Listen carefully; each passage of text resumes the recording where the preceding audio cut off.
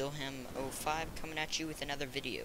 So in the background you'll be watching some gameplay from Zavad Rush Defense and Dawnbreaker TDM, using a variety of different weapons as you can see in the background. But the main thing that I want to focus on today is the question of the title of the video: whether or not you should buy Hardline. Now there's been a whole lot of fuss, a lot of discussion, a lot of stuff that's been released from the 2 betas that's happened to all the new information that's gone on. It's been a bit chaotic if you haven't been going with it this entire time, the past about a year in reality, since we've had information since there was first rumors that they were going to announce it, and then when they did, and then the first beta, second beta, all the different stuff that different YouTubers were able to go to, get footage from, all this stuff's been going on. If you haven't been keeping up with it, then it might be a little bit confusing. But, so the question is whether or not you should buy Hardline. Now, there's a couple things to consider. So, what I'm talking about right now is the initial cost. Like, I'm not talking about the discounted cost. In a couple months, it'll probably be $30, $40. But I'm talking about the standard $60 price and then the deluxe $70 price. Now, big controversy around the deluxe and the pre-order is that if you go to Battlefield description of the deluxe edition, it includes quote-unquote suppression battle fact featuring an assault rifle with the largest magazine capacity and unique camos, and it has all these rifles. It has a number of stuff that is exclusive to it, meaning that's an extra $10 that if you weren't you may not even know about it, that you wouldn't have access to. Now, we don't know if these are the best. Some have say that there's basically exact copies of it, but we don't necessarily know that. Like, the Battlefield 4 campaign had weapons that were very similar, but they were still different, both cosmetically and how they function and work. So we don't know if these might be the best guns in the game. So maybe the new Ace 23 coming into Hardline. That's the problem. So there's a whole lot of controversy with that, and I'll dig a little deeper into that. The base price of 60 is what we have to be evaluating. So you have to evaluate money. And if you think about it, it depends on your perspective of how you spend your money. So you might spend 60, 70, 100 plus dollars on a good meal. But with video games, $60 is a pretty standard price, and we expect a bit higher of it. That's why Titanfall failed. In modern titles, we expect a whole lot of customization. Call of Duty Advanced Warfare, we had hundreds of guns. Though we may have different versions of it, we expect all this stuff. It's a whole new standard. That's why a lot of people don't think that the original bad companies would succeed in today's age, because they just don't have as much customization. But it's something that makes it great. So that's what we want. And so when you look at it, the game itself doesn't have a whole lot of customization, doesn't have all the things that a modern AAA title might expect on the customization level. That doesn't make it a bad game. In fact, some people think it's even better. There's not nearly as many guns as we saw in Battlefield 4.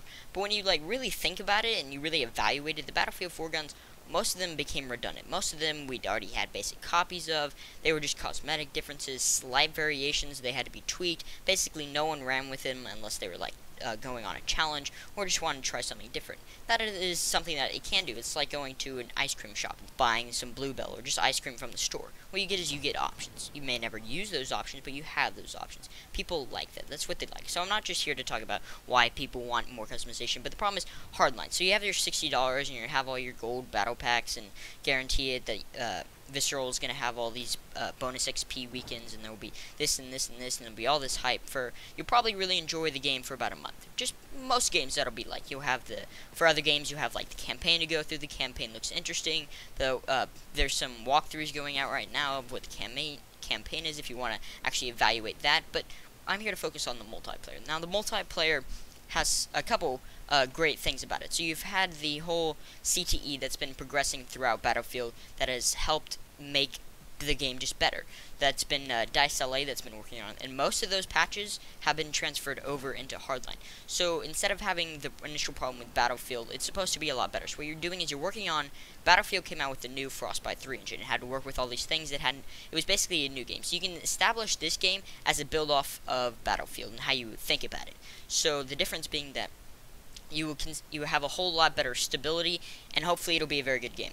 So the whole problem with the deluxe is the pre-order. So we had a whole lot of problems with the initial Battlefield 3 launch and major problems with the Battlefield 4 launch, where you could basically hardly even play for that first month.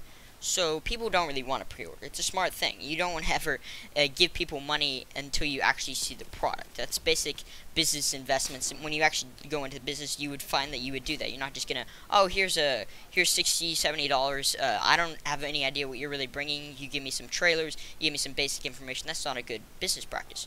So the problem is with people, the idea that people have to spend the extra $10 first of all, and then they also have to have to spin this before the game even is released. As of right now, that's all the knowledge. We don't have a whole lot of people telling us exactly how this is going to work. We don't have all the details. It may just be that these guns are like this for the first week. We don't really know. That's the problem. Is based on the information that we have right now, this is basically day one DLC, which is just horrible, horrible. Basically, they already have all the guns established. They already have all this made, and what they're going to do is they're going to try and get you to pay more money. It's just bad in general. But the question at hand is, should you buy Hardline?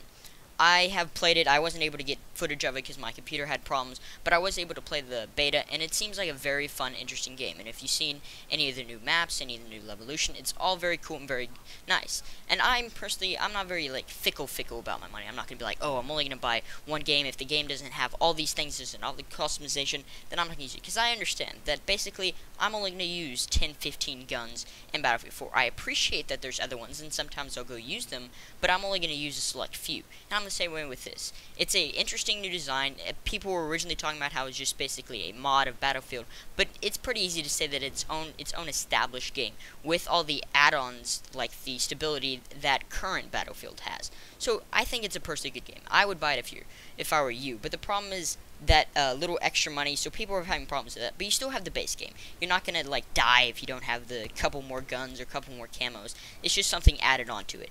And the premium service seems pretty competitive compared to the Battlefield 4 and 3 premium. So if you want to pick up that, then you're good.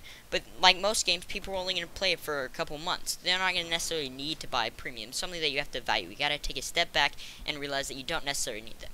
So as you can see, the gameplay is sort of coming to a close. We were unable to quite claim the victory in the TDM that we have here.